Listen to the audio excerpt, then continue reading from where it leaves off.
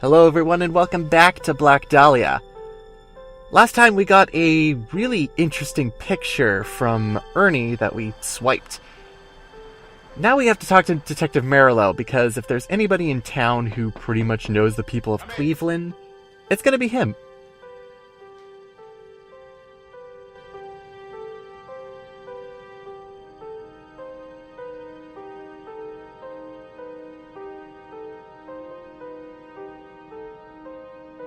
I wonder who these other men are.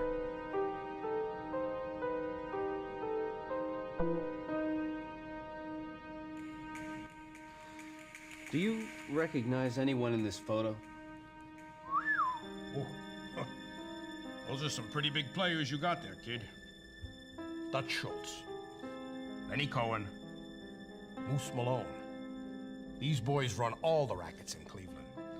The skirt's Dutch's girl, Gloria DeMille. She was in pictures before the scandal sheets found out she was dating a gangster. I'm not too sure about these other two fellas, though. The big man's name is Ernie. You don't recognize the other guy? I'll be damned. That's Louie the Fish. Small-time hood bagman for Dutch. Word has it he made off with Dutch's take from a booze run a couple of years ago. Took off with a cool 10 grand. What happened to him? Well, he said he went to Atlantic City. He was throwing money around like it grew on trees. Blew the whole wad on women, booze, gambling, you name it. Word got back to Dutch and Louie disappeared. Ain't never been seen since. Everybody figured he was dead. He's not dead. Yeah. Well, there's a lot of crooks in this city who'd love to know that. Well, looks like we have a lot of blackmail material on our hands. Now, I had to look into the people that he mentioned, Dutch Schultz, Lenny Cohen, Moose Malone, to see if they were actual people. As far as I know, the only one who's actually real and as an actual gangster at the time was Dutch Schultz. Lenny Cohen might just be a reference to Leonard Cohen, the musician, and Moose Malone I couldn't find anything on, other than pretty much being, closely being like the basketball player, Moses Malone. But there you have it. Alright, so now we have something that we can actually probably use. No idea where he could be, though, so... well, it's been a while. Let's check on the Museum of Natural History, because we still have those runes that are being translated by Helen. Maybe she has a little bit more about that. Oh, she does. Were you able to figure out how those rune pieces assemble? I'm sorry, I haven't. They all seem to fit together. There could be hundreds of possibilities. I imagine there's some sort of sequence. The runes seem to suggest some sort of message when assembled, but without a proper key to their order, it would be impossible to figure out the right one. I'm sorry I couldn't be of more help. No, you've done a fine job. At least now I have some idea of where to begin. I've had more luck with the parchments. What'd you make of them? Well, it's very odd. It threw me at first, but I figured out that the text, though written in runes, could be read phonetically in English. It turns out that it looks like they were describing some sort of ritual, and two of them, in fact. One to summon Odin, and one to grant the powers of Odin. They seem to revolve these rituals around three objects of power. One was a wise man's skull, one was a cup made from ashwood, and the third object wasn't as clear. It was Dahlia's dark prison. Dahlia was the name of a seer, a muse. Does any of that mean anything to you? No, it doesn't make any sense to me at all. There's a book on Old Norse legends on the shelf if you think that would help. Thanks, Helen.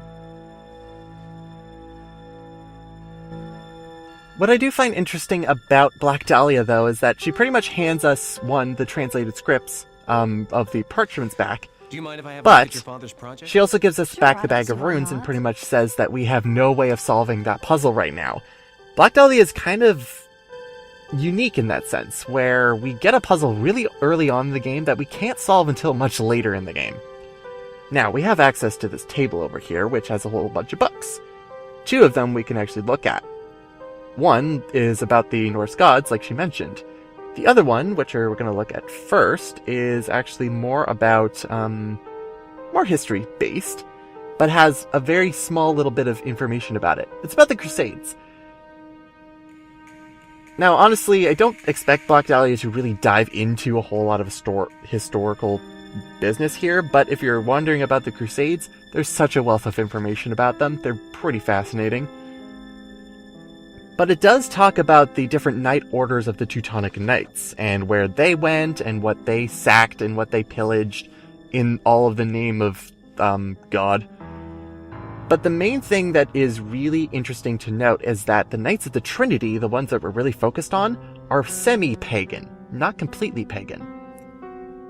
This Norse Gods book is a little bit more about, well, the runes and where they might come from, more speculation than anything, as well as give us more insights into the Norse gods if you're not familiar with them, as well as Odin's story about how he gained eternal life, being strapped to Yggdrasil, the Tree of Life, and then ultimately drinking from the water that the roots drank from as well. So it talks about the runes possibly being older than the gods themselves, and how the gods are trying to use the runes for their own power, and they had to figure them out themselves. So, kind of interesting stuff there. As well as a lot of different other symbols and just ornaments that are all around the walls here. Maybe for reasons, maybe just for set dressing, who knows. But all these kind of little snippets and details, if you remember them or if you're just taking note of them, can give a little bit more impact into what happens a little later on. So, with that out of the way and we have this information back, well, Louie, he might be working at the Raven Room, who knows? We might as well just stop in and see if he's there. He is the doorman after all, so it's not going to be hard to find him.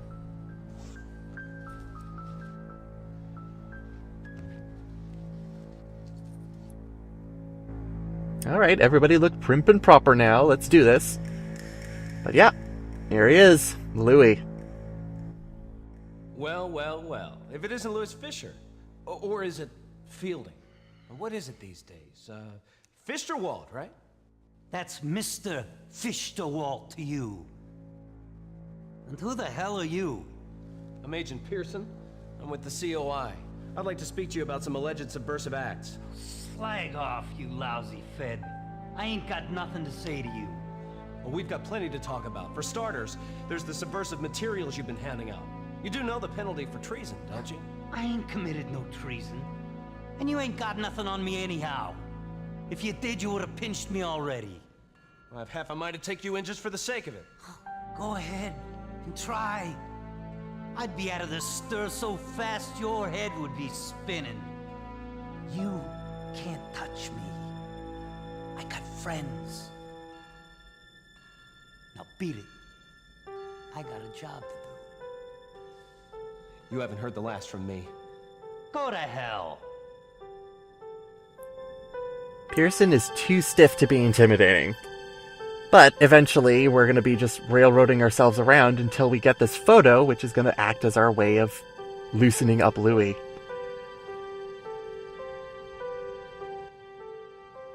I hear you used to keep some pretty interesting company, Louis. What the hell are you talking about? Dutch Schultz, Lenny Cohen, Moose Malone.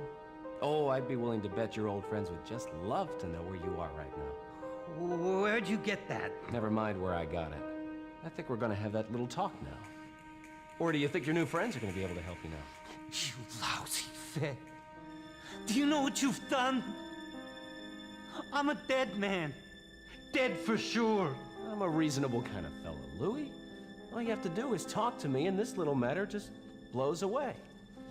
Now, where'd you get the invitation you gave Finster? Shh! Not here. Are you crazy? They'll see me.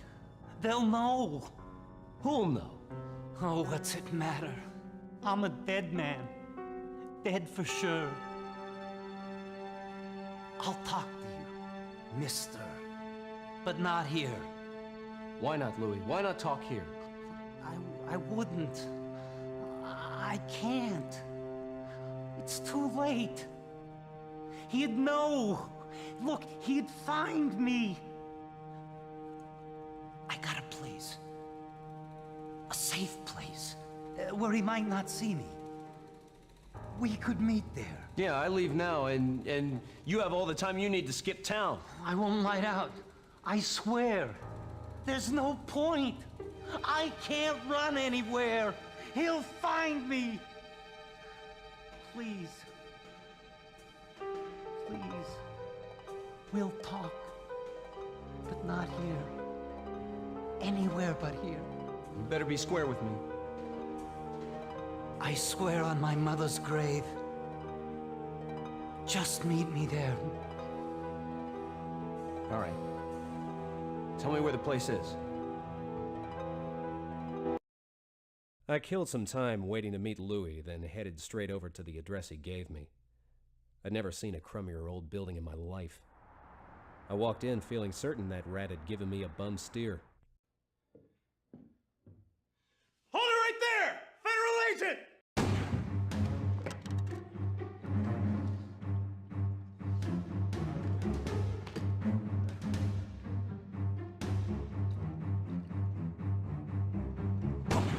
Jeez.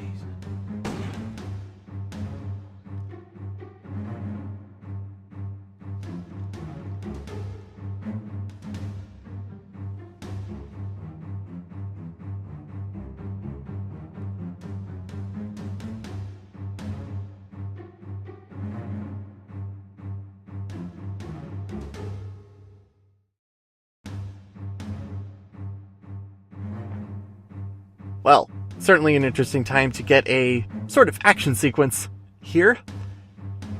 We're on the trail of a gunman. Whoever he is, we don't know. But we have a couple paths we can take. Depending on the path you take, you're going to be getting a certain challenge in order to take him down. Taking the left path, we have just a very small amount of time in order to figure out where we're going to go. In terms of where we're shooting, our reticle is going to be shooting at, well, the interesting thing. And then we shoot from there.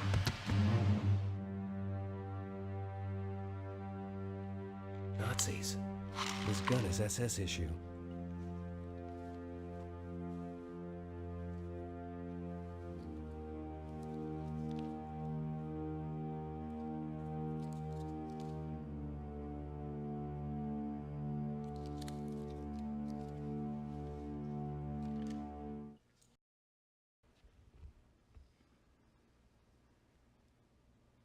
Hello?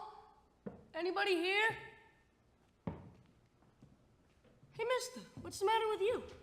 Just a little beat is all. What are you doing here? Are you Jim Pearson? Yeah, I am. Man told me he'd give me a nickel if I gave this to you. All right. I'm game.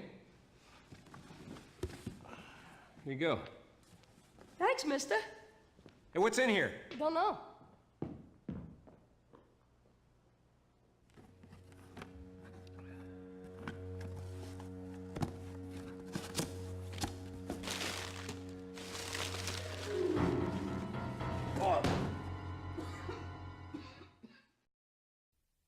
See you all next time for Disc 3.